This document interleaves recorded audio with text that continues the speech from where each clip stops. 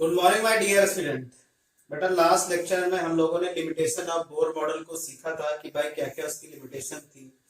तो अच्छे से आप लोगों ने रीड कर लिया होगा, उसके न्यूमेरिकल्स भी आप लोगों ने लगा लिया होगा। बेटा एनसीईआरटी से लगा लेना, ठीक है ना। वो जो टॉपिक पूरा था हाइड्रोजन स्पेक्ट्रम पे, जो बार्मर लाइमन पार्शियल सीरीज पे, इस पे क्वेश्चन जरूर आते हैं बेटा आपके कॉम्पिटेटिव एग्जाम में, ठीक है।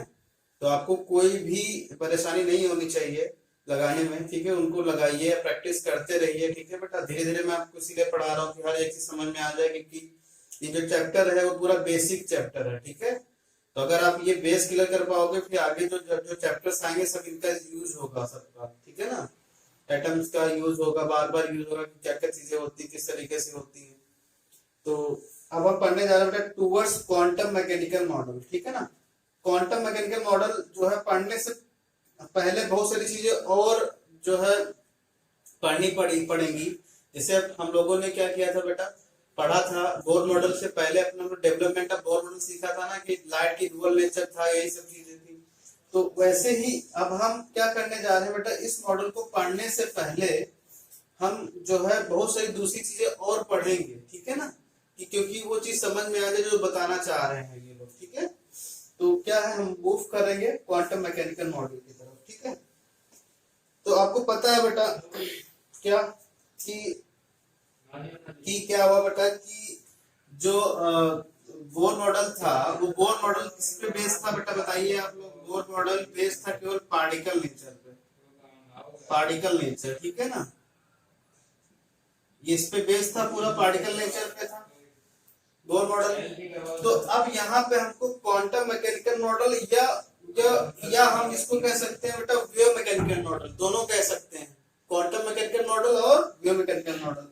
तो हमको अब ये तो पता चल गया कि बोर मॉडल में कमियां क्या रह गई बेटा, क्या क्या चीजें हुई।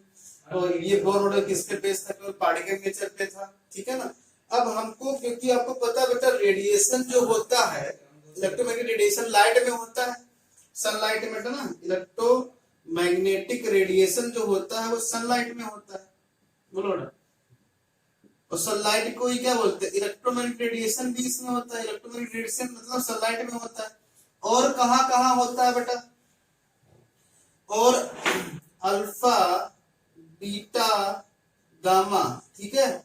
इलेक्ट्रॉन प्रोटॉन और इलेक्ट्रॉन प्रोटॉन न्यूट्रॉन, ये सारी जो रेस होती हैं ये भी इमिट करती हैं क्या, electromagnetic radiation.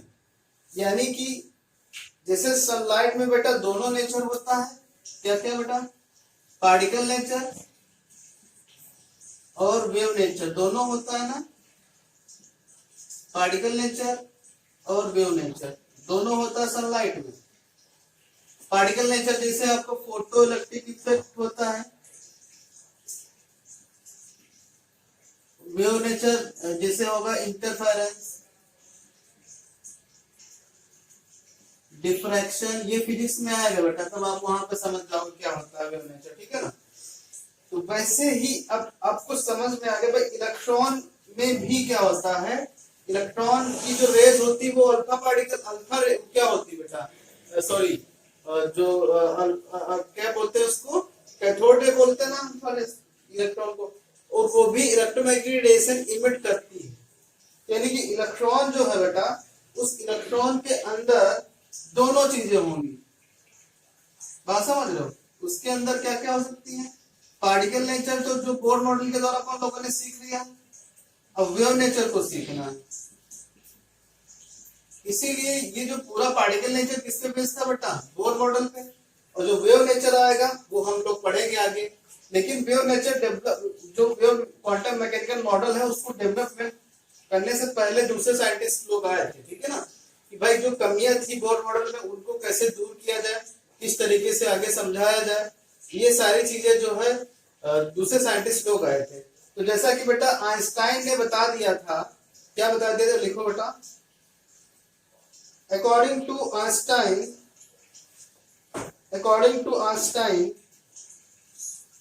sunlight behaves as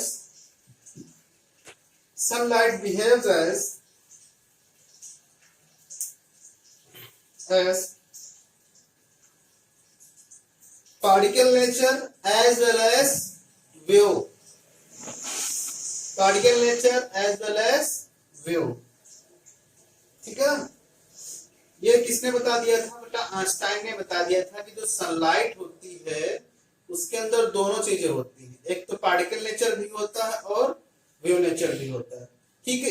यही बात उस समय 1924 में डी ब्रोगली सुन रहे थे, डी ब्रोगली सुन रहे थे और उन्होंने अनुमान लगाया बेटा कि जैसे भाई जो सनलाइट में अगर इलेक्ट्रोमैग्नेटिक रेडिएशन होता है, ठीक है बेटा, इलेक्ट्रोमैग्नेटिक सनलाइट में होता है तो इलेक्ट्रोमैग्नेटिक रेडिएशन शो करने वाले जो भी रेज होंगी उनमें दोनों नेचर होना चाहिए, particle nature as well as क्या बेटा?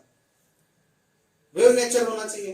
तो उन्होंने क्या किया था बेटा, इन्हीं दोनों इक्वेशंस को क्या कर दिया था, इक्वल कर दिया था, ठीक है। तो लिखोगे बेटा in 1924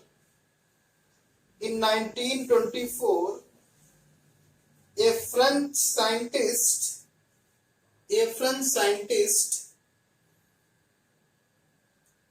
de Broglie proposed that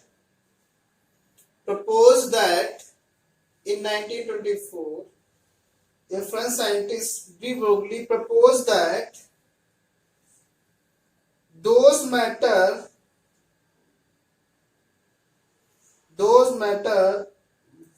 which are exhibit radiation, electromagnetic radiation,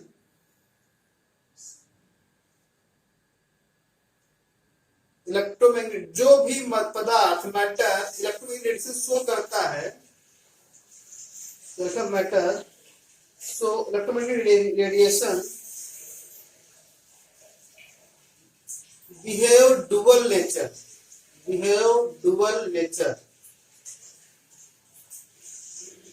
particle nature as well as क्या बेटा? wave nature, as well as wave nature. Example proton, electron, neutron, proton, electron and neutron, etc, ठीक है बेटा।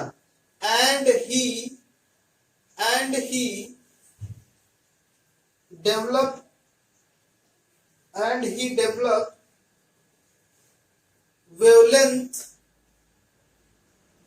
developed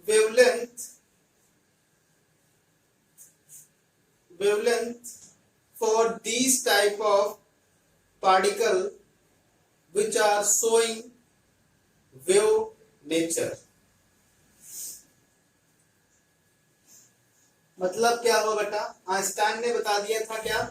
Einstein ने ये बता दिया था कि जो सनलाइट होती है उसमें दोनों नेचर होता है, ठीक है। कौन कौन सा? वेव नेचर और पार्टिकल नेचर और वेव नेचर, ठीक है। सनलाइट में इलेक्ट्रोमैग्नेटिक रेडिएशन भी होता है।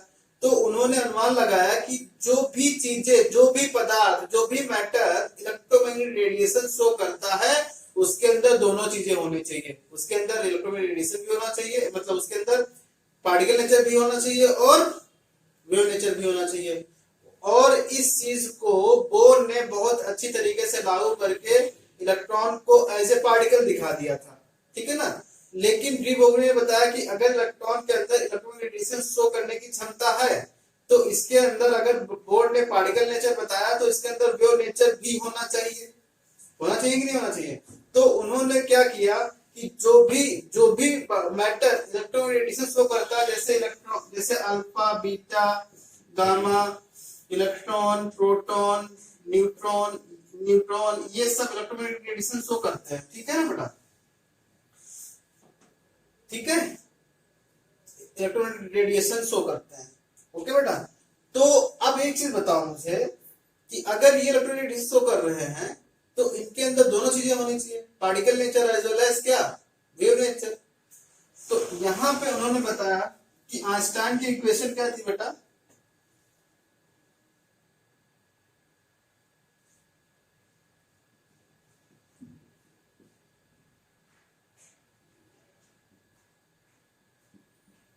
आइंस्टाइन की इक्वेशन क्या थी बेटा बताओ?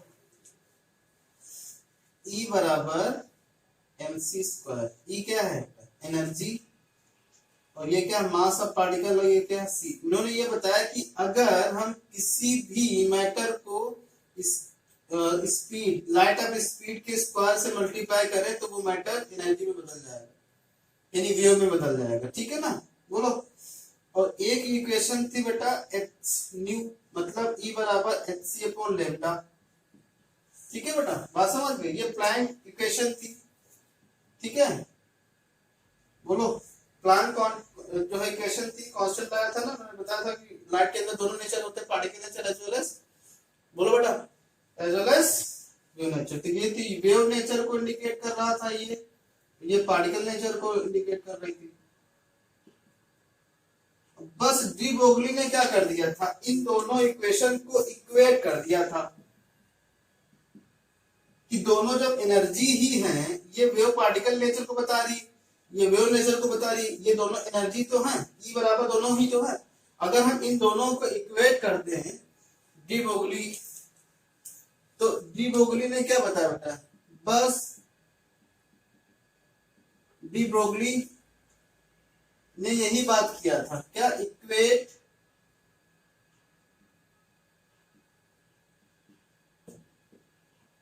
Both equation. क्या किया था बेटा, बोलिए? H C upon lambda is equal to M C square, यही दोनों इक्वेट हो गई। तो यहां पे देखिए बेटा, ये कैंसिल हो गया, ये कैंसिल हो गया, क्या बचा, लेमडा इज इक्वल टू ये 1 अपॉन एच अपॉन लेमडा बचा है बेटा, ये बचा एम और सी। ठीक है, तो लेमडा बराबर क्या आ जाएगा बेटा, लेमडा बराबर आ जाएगा एच अपॉन एम सी। और ये क्या है बेटा, ये वेलोसिटी है, ये मास है, और मास और वेलोसिटी को क्या कहते हैं बेटा, मोमेंटम कहते हैं, जिसको पी से रिप्रेजेंट करते हैं। तो लेमडा बराबर क्या आ जाएगा बेटा, एच अपॉन पी, यानी कि जो पार्टिकल के अंदर मास है और उनके अंदर क्या होना चाहिए, उसके अंदर वेव नेचर भी होना चाहिए। तो ये क्या, एम पार्टिकल में तो आएगा, मास में तो आएगा बेटा, एनर्जी में एम थोड़ी होता है, पार्टिकल में ही होगा। और तुम सोचो यहाँ पे लेमडा मास की इनवर्सली प्रोपोर्शनल है, मतलब मास जितना कम होगा लेमडा उतना ज्यादा होगा, अच्छा होगा। बात समझ रहे हो? बोलो बेटा। अब लेमडा 0 हो गया मतलब क्या होगा, उसके अंदर पार्टिकल नेचर ज्यादा होगा कि वेव नेचर ज्यादा होगा? लेमडा 0 मतलब क्या है, नहीं कुछ, उसके अंदर पार्टिकल नेचर ज्यादा है। और लेमडा ज्यादा हो गया मतलब क्या, उसके अंदर वेव नेचर है, लेमडा है, मतलब कि लेमडा किस में आता है बेटा, वेव में तो आता है लेमडा। यार देखो, ये देखो लेमडा किस में आता है, वेव में तो आता है। ये देखो लेमडा, ये वेव ही तो है लेमडा। अगर लेमडा 0 हो गया मतलब क्या हो, वेव है नहीं। बात समझ, लेमडा 0 है, यहाँ पे लेमडा, यहाँ पे कुछ मान है लेमडा का। तो लेमडा अगर 0 होने मतलब क्या, मास बहुत ज्यादा हो गई। ठीक है, तो यहाँ पे मास को कम होना पड़ेगा तभी लेमडा का मान कुछ ना कुछ आएगा। यानी कि ये जो डी ब्रोगली वेवलेंथ है, ये उन पार्टिकल के लिए जो है लागू होगी जिनके पास ऑलमोस्ट नेग्लिजिबल मास हो। ठीक है ना, नेग्लिजिबल मास हो। ठीक है बेटा, यहाँ पे आपने क्या देखा बेटा, क्या इक्वेशन है, लेमडा इक्वल टू क्या आया बेटा, एच अपॉन पी, और जहां पे P बराबर m इंटू सी था, ये था क्या, मोमेंटम है बेटा। ठीक है, ठीक है। और यहाँ पे देखो लेमडा क्या है बेटा, डी ब्रोगली वेवलेंथ है।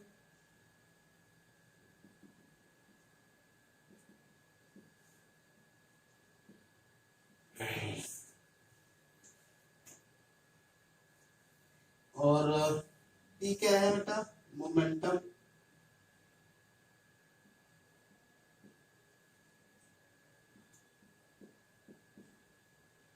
ठीक है, H क्या है, प्लैंक कांस्टेंट।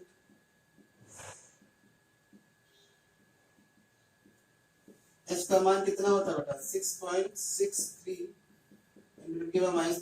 -34 joule second. ठीक है, लेमडा किस में आएगी, मीटर में आएगी। ठीक है, वेलोसिटी किस में आएगी, मीटर पर सेकेंड में आएगी। और मास किस में आएगा, केजी में। याद रखना मास किस में होना चाहिए, केजी में होना चाहिए। ठीक है, बस ये इंफॉर्मेशन याद रखना। अगर कोई चीजें हो तो इनको चेंज कर लेना, फिर आगे विवरण निकालना। ठीक है,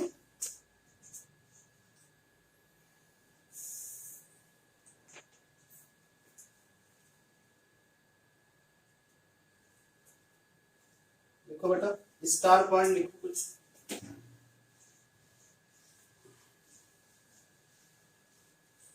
स्टार पॉइंट देखो, star point. De Broglie proposed that any particle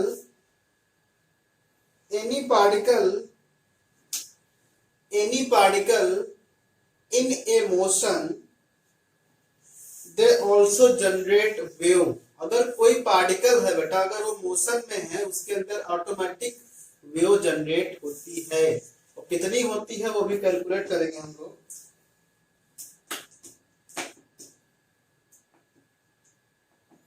wave associated with, दूसरा है star point, wave associated with matter known as matter waves and wavelength associated with matter is known as matter wavelength or de Broglie wavelength which is represented by lambda। ठीक है, तो इन्होंने क्या बता दिया था बेटा कि जिसके अंदर जो भी पार्टिकल अगर मोशन कर रहा है तो वो क्या होगा, उसके अंदर ऑटोमेटिक वेव की प्रॉपर्टी आ जाती है। ठीक है ना, वेव नेचर शो करता है।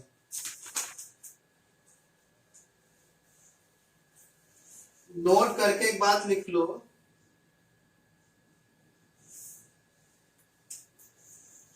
देखो de Broglie wavelength is applicable for microscopic particle।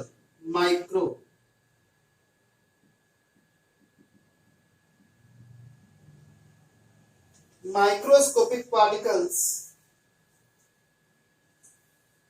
like proton, neutron, electron etc। Microscopic particles यानी कि जो केवल डी ब्रोगली वेवलेंथ उनके लिए वैलिड होगी जो microscopic large, not for microscopic particle. यह दूसरा पर लिख सकते हो, de Broglie wavelength is not for microscopic particle. ठीक है बेटा, जैसे यहां पे क्वेश्चन है कि calculate the de Broglie wavelength of electron. Calculate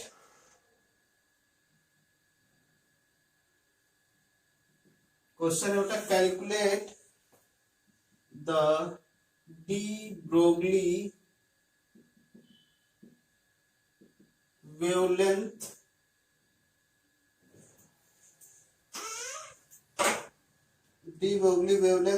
of electron which is moving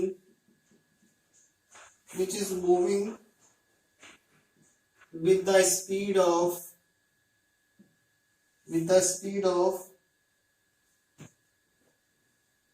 100 part of speed of light। कितनी बेटा, 110 part of speed of light. 110 part of speed of light यानी कि सी के क्या हो जाएगा, सी का 100 पार्ट इतना, यानी कि हम वेलोसिटी के पास सी अपॉन ये लिख सकते हैं 1/10। ठीक है, तो क्या हो जाएगा बताइए बेटा, चलो बताओ। लैम्डा इक्वल टू क्या होती है, h अपॉन m इंटू सी। तो h का मान 6.63 63 इंटू 10 की पावर माइनस 34 m इलेक्ट्रॉन का m कितना होता है 9.1 इंटू 10 की पावर माइनस 31 kg और c कितनी है बेटा स्पीड ऑफ लाइट 3 इंटू 10 की पावर 8 और इसका 110वां पार्ट मतलब 110 यहाँ पे आ जाएंगे। ठीक है, यहाँ पे ना लिख के हम कहाँ लिख रहे हैं बेटा यहाँ पे। जब इसको काटोगे पीटोगे तो कितनी यूनिट था कि बेटा 2 इंटू 10 की पावर माइनस 10 मीटर। ओके, या लैम्डा इक्वल टू 2 एंगस्ट्रॉम। ठीक है, तो देख लो किसके लिए, देखो लैम्डा किसके लिए, इलेक्ट्रॉन के लिए आया। ठीक है, तो इस तरीके से ये तुम्हारा डी ब्रोगली वैलेंस खत्म होती है। तो ये समझ में आ गया डी ब्रोगली वैलेंस किसके लिए आई थी, वो पार्टिकल जो बहुत ही माइक्रो छोटे होते हैं उनके अंदर वेव पार्टिकल का भी नेचर होता है। ठीक है बेटा, चलो थैंक यू।